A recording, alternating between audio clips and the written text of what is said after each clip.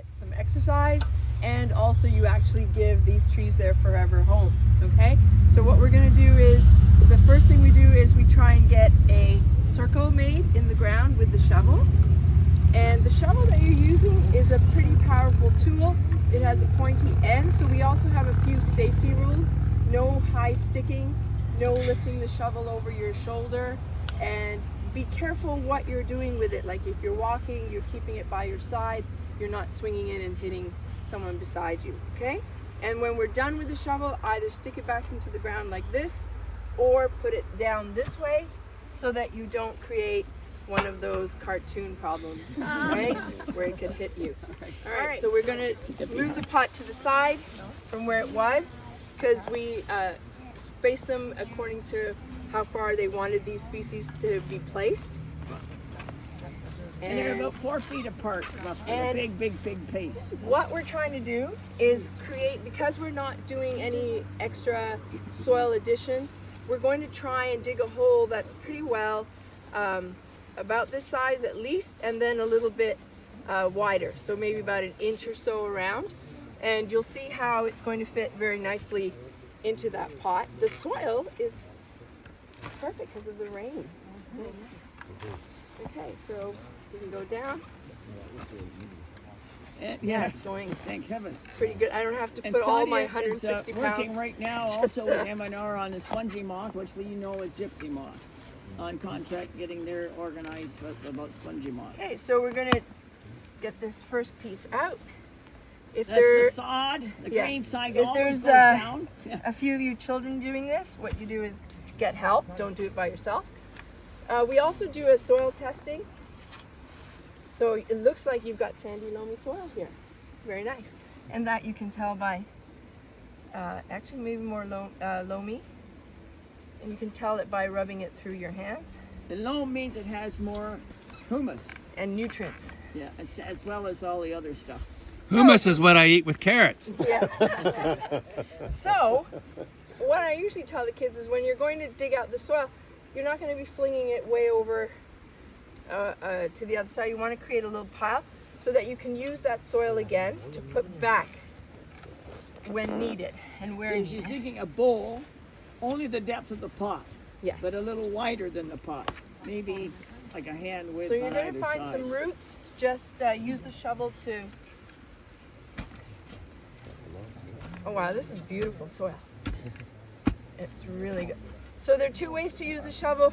One is use force, and the other way, which is a little safer, unless you've got a bad shoulder, hold it over here, and you can also use.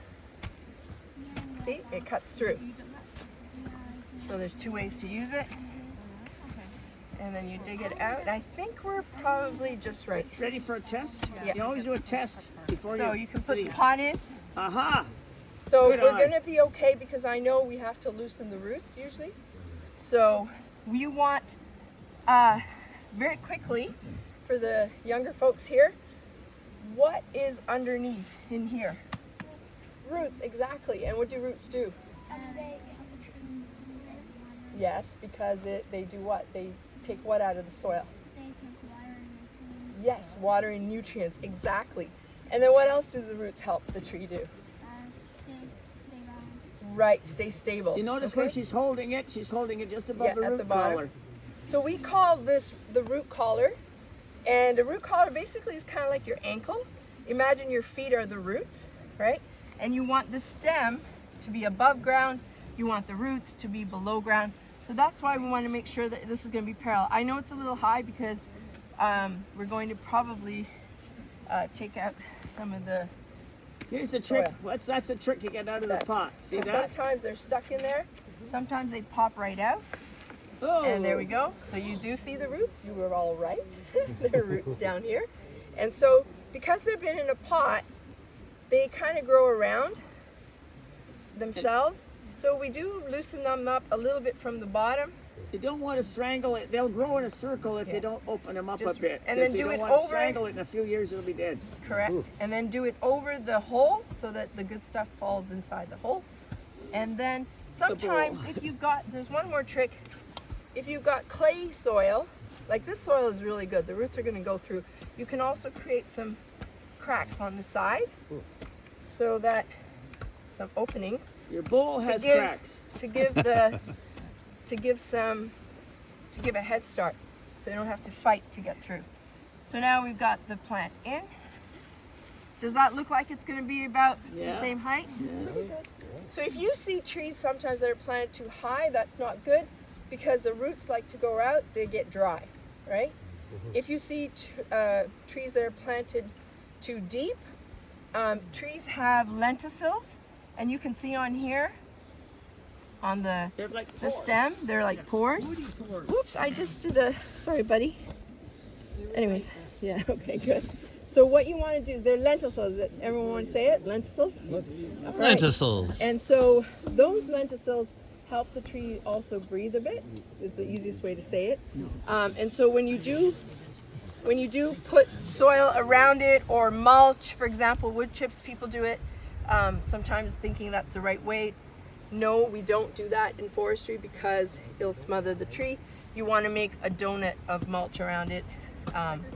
And that's it. Okay, so there's two ways to get that soil back in. Someone has to make sure the tree is straight. I think that's about good.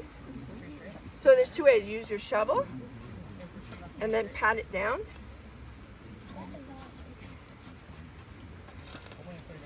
Okay. Or if you really like to play with mud, you can just do this. And then you just get it. Mud, mud, glorious mud. Yes. Nothing quite like it to curdle the Oh blood. my gosh, and I have another song. You ready? Mighty machines, working for me, working for you. So you pretend you're a bulldozer with your hands and then get it all in and then make sure that it's packed in and then pat it down.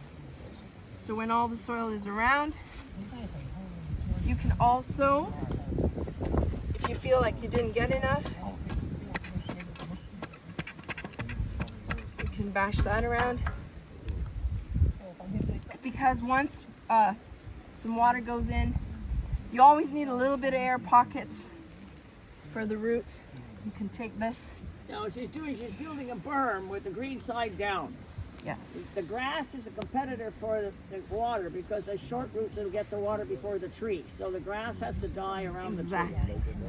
And Alice, what is a berm? A berm is like a wall. Yeah, that like you a little build. hill. And then you do a tree dance. Make sure that it's all nice and please, and try not to break the branches. And we're good. And you can do a little pull test. It's not coming out. Not a big pull test, just a light pull test. Okay? And there it is. It's forever home. Nice. And we just wait for the Well rain, done, Sadia. and we wait for the sun, and it should grow happy. Thanks. Thank you. Any questions? It's a bowl, not a hole. That's what you have to remember. Oh no. Bowl for the roots. All right, so now that you all know what you can do, so as was mentioned, is the trees, except for right around here, we have to rearrange, are generally where they're to be planted. The only time you might be like, oh, I need to move it is because you've done your hole and there's a big rock or a root. So feel free if you come across that to find another little spot right around it. There's some stuff on the other side here. There's some things on the other side of the parking lot. And then when you head down the trail, you'll see that there's going to be things on either side, and I'll help you find them too. Keep in mind, so just from a health and safety, the shovel safety was mentioned, which is great. The river, it is beautiful to look at, but at this time of year, it's cold and it's moving fast. And the slopes are slippery. And the slopes are slippery. So although the rain last night was great because it makes for easy digging, it does make some slippery ground footing conditions. So feel free to stick on the grass side of the trail so that you're kind of farther away from the river. There's a few pinch points that you're just getting close to the river. So stay away from it as best you can. And when you are planting close to the river, just be mindful of your footing around it. I don't want to see anybody Face the slipping. river. Yeah. Face the river. Face the river when you're planting, so you know where it is. Any final questions from anybody? No. know. Okay. Yeah, I think we find a tree. Yeah, so find a tree. For those who want to head down a bit further, I would meet you at the truck and I'll give you a tree to take with you. And I'm going to walk down this way and help kind of place some more out. But yeah, find a tree. Okay.